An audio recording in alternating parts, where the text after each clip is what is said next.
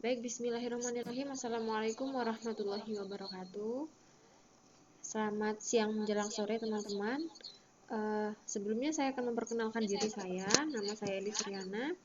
Saya adalah mahasiswa akuntansi syariah di IAIN Metro yang saat ini semester 6 dan tengah mengampu mata kuliah.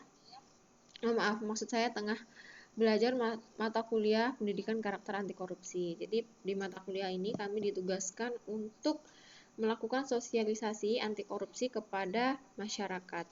Nah, kemudian saya memilih teman-teman untuk bisa ikut serta dalam sosialisasi ini dan mohon untuk bisa diizinkan saya untuk melakukan sosialisasi.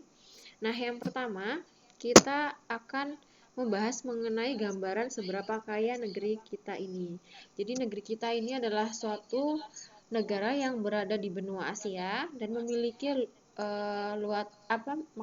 memiliki wilayah laut dan juga daratan yang sangatlah luas. Jadi bisa dibayangkan seberapa banyak potensi yang bisa kita gali untuk memperkaya negara kita, bukan untuk memperkaya diri kita pribadi. Nah, jadi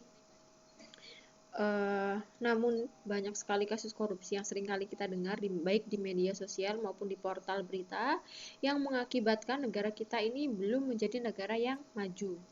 Nah, kemudian saya akan memberikan penjelasan mengenai definisi korupsi. Jadi, korupsi ini adalah suatu kejahatan yang tidak bermoral dan kemudian juga dikatakan sebagai busuk untuk kesenangan pribadi ataupun kelompok. Jadi korupsi ini bentuknya sangatlah banyak dan bisa kita temui sehari-hari. Kemudian selanjutnya saya akan membahas mengenai bentuk-bentuk tindak pidana korupsi yang diatur dalam Undang-Undang Nomor 31 Tahun 1999 junto Undang-Undang Nomor 20 Tahun 2001.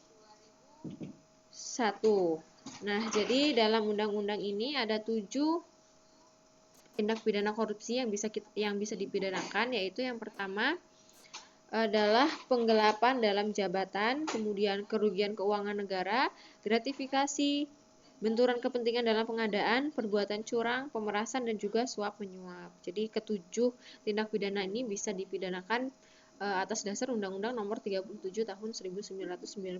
Nah, kemudian ada beberapa tindak pidana yang bukan tindak pidana maksud saya, suatu kegiatan yang koruptif yang apabila terus dilakukan akan menjadi tindak pidana korupsi. Nah, yang pertama di lingkungan rumah, biasanya kita sering kali berbohong secara sadar ataupun tidak sadar kepada orang tua kita mengenai suatu hal. Nah, kemudian di sekolah ataupun di kampus, ini kita seringkali mencontek tugas dan juga terlambat. Ini adalah suatu kegiatan yang koruptif dan sebaiknya tidak kita lakukan ya. Nah, kemudian di tempat kerja, kita terkadang pulang lebih awal dan juga datang paling akhir nih biasanya. Nah, kemudian di lingkungan masyarakat, kita tidak ikut serta dalam kegiatan gotong royong, ini juga merupakan contoh dari kegiatan yang koruptif. Nah, selanjutnya saya akan menjelaskan mengenai sebab apa saja yang bisa menjadi latar belakang orang melakukan tindak pidana korupsi, yaitu yang pertama sifat ataupun karakter individu. Jadi faktor utama adalah karakter individu. Kenapa? Karena individu ini ataupun karakter kita ini menjadi benteng utama kita tidak melakukan tindak pidana korupsi. Apabila kita tidak memiliki integritas yang baik, maka kita bisa saja melakukan tindak pidana korupsi. Nah, untuk itu kita sebaiknya membentengi diri kita dengan sifat-sifat yang baik sehingga kita tidak melakukan tindak pidana korupsi.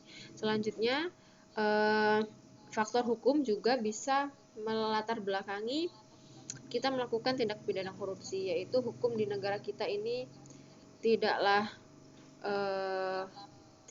terlalu kuat untuk menjerat para pelaku korupsi. Nah, kemudian faktor lingkungan. Apabila kita tinggal ataupun berada di lingkungan yang mayoritas ataupun ada saja beberapa orang yang melakukan korupsi, maka bukan tidak mungkin kita bisa melakukan tindak pidana korupsi. Nah, kemudian dari segi ekonomi, tuntutan ekonomi, nah kemudian gaya hidup juga bisa melatar belakangi seseorang untuk melakukan tindak pidana korupsi. Jadi tindak pidana korupsi ini merupakan kejahatan yang sangat luar biasa sehingga bisa memberikan dampak negatif yang cukup masif, yaitu di beberapa bidang. Yang pertama di bidang ekonomi, menyebabkan kemiskinan. Ini satu hal yang ada di sekitar kita, bahkan banyak sekali masyarakat Indonesia yang masih hidup di bawah garis kemiskinan. Kenapa? Karena seharusnya fasilitas, uang, dan hal lainnya yang bisa untuk mensejahterakan mereka, kemudian dana tersebut dikorupsi.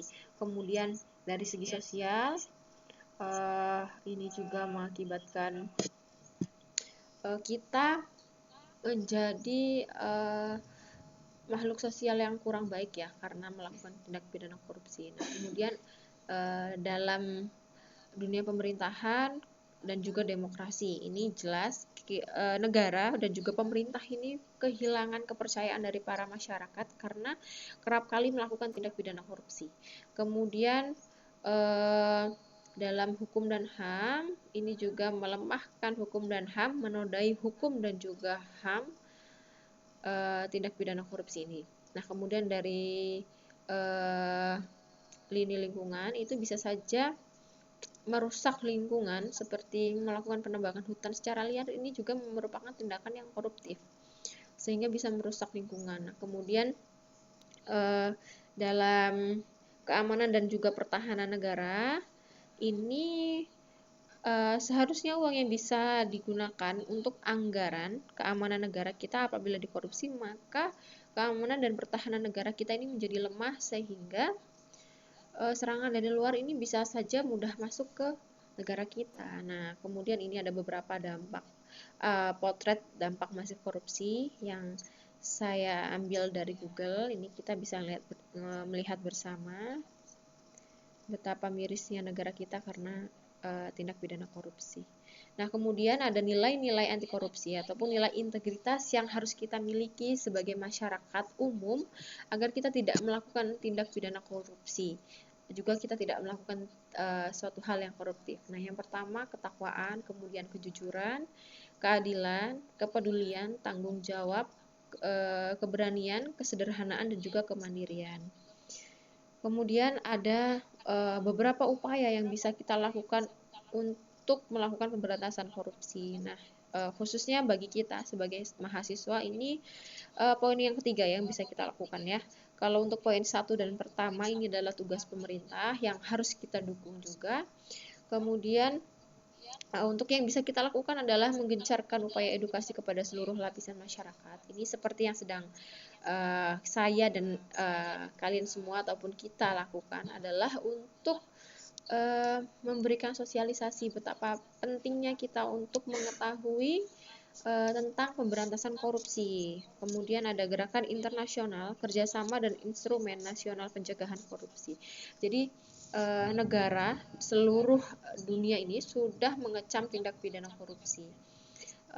Kemudian setiap negara ini memiliki badan untuk memberantas korupsi.